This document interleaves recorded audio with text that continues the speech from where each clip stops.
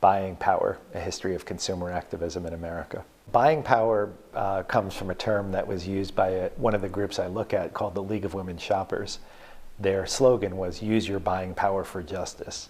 And the idea behind that slogan was that Americans consume a lot of goods, and that consumption is a powerful way of making a moral statement.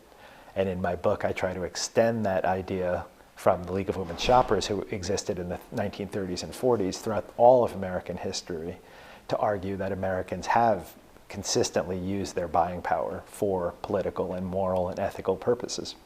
Contemporary commentators often describe consumption as an apolitical act, as an act that sort of separates us from other people, and that is often considered as private and individual. But I think history shows that Americans have had another side in how they viewed consumption, which is viewing consumption as connecting us with other people, connecting us to the people who made the goods that we buy, connecting us to other people who maybe buy or don't buy through boycotting similar goods. And in my book, I tried to show that Americans, I think, have been deeply concerned about the moral impact of their shopping. The tradition of consumer activism is as old as the American nation, indeed a little bit older. I trace it back to the run-up to the American Revolution in the 1760s, when the non-importation movement began, as it was called. And this was a movement led by colonists, particularly to get merchants not to import goods from Great Britain. And one of the ways in which Americans first defined themselves as a nation rather than as British colonial subjects was in that process of boycotting British goods and beginning to try to buy goods that were domestically produced. This was a really radically new kind of political movement, and was one of the things that led to the formation of the American nation. Probably the most important and famous event in this process was the Boston Tea Party, where British tea was dumped overboard by American colonists who were trying to get other colonists not to buy British goods. This was seen as a way of weakening British colonial power, but also as establishing a new kind of national identity. One of the things that I find is that a lot of American historians know about the American Revolution and the non-importation movement, but oftentimes when they think about consumer activism, they next turn to things like the Montgomery bus boycott in the 1950s. And so it's a very discontinuous history. And what I tried to show is that Americans have turned to consumer politics consistently from the American Revolution through the entire 19th century, through the 20th century, to the present. And one of the movements that I look at is the movement by abolitionists to boycott slave-made goods. This began in the 1820s and was a movement called the Free Produce Movement. And the idea was that people who opposed slavery needed to not buy goods that were made by slaves. And the argument made by these free produce abolitionists was that purchasing slave-made goods was tantamount to hiring a slave yourself. So what they tried to do was say there's really no moral difference between being a slave owner and a consumer of slave-made goods. Essentially, you're supporting the slave owner and you're supporting the system of slavery. And so this was a movement that was never particularly large, but had a big social impact. And the other thing that this group did was they set up stores in which they sold what they called free produce, that is, goods that were made by non-slave labor, by free labor. And their idea was that as more and more Americans bought goods from free produce stores, slave owners would have an incentive to switch over from hiring and purchasing human beings as slaves to purchasing free wage laborers for their employment.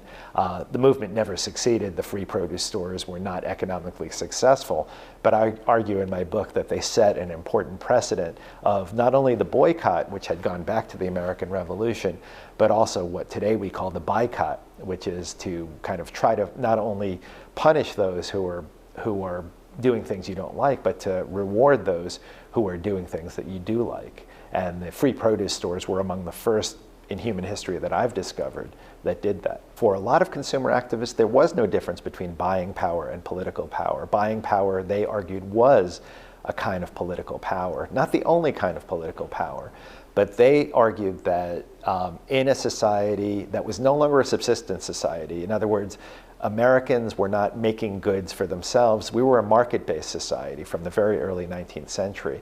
Therefore, when you purchase goods, you were establishing relations.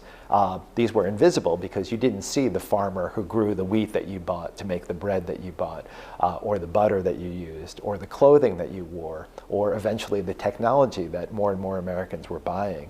But even though you didn't see them, you had a very real and direct connection to them. And indeed, you were morally responsible for the conditions in which they worked. And this idea was repeated again and again through the 19th into the 20th century. And the idea here was that if you define politics broadly as how we treat one another, how we, the kind of ethical systems that are important to us, then buying power was a form of political power. Now, in the 20th century, consumer activists began to talk more explicitly about the role of the government in protecting consumer rights, in promoting the interests of consumers as a group in society.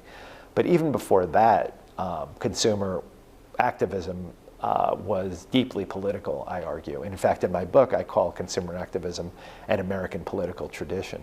Largely unknown, but I think if you look, you see that this is one of the most consistent threads of our political activity. Boycotts really have two fundamental ideas. One is economic, and the other is political, and these are often related. So one aspect of a boycott is to economically harm those who are doing what the boycotters see as something wrong or immoral. So in the example of the abolitionist boycotts, their goal was to economically harm slave owners. But I would say it wasn't really to harm the economy as a whole, because the abolitionists believed really in these free market ideas. They believed that if you give people incentives to do other things, that they will do it. So if you give slave owners an incentive to hire other kinds of labor, to hire free labor, they'll do it. If you give consumers an incentive to buy free labor goods, they will do it. And therefore, this won't harm the economy. In fact, they argue this would be a good thing for the economy, because you'd have more wage earners in the economy, you'd have more money in the economy, those people could in turn buy more goods, and so forth. So in general, the idea of boycotters has been to harm a particular segment of the economy on a temporary basis, but that would ultimately, in the long run, be good for the economy as a whole. And even in most cases, their goal usually wasn't to drive a business out into bankruptcy. It was to get that business to change its practices in some way.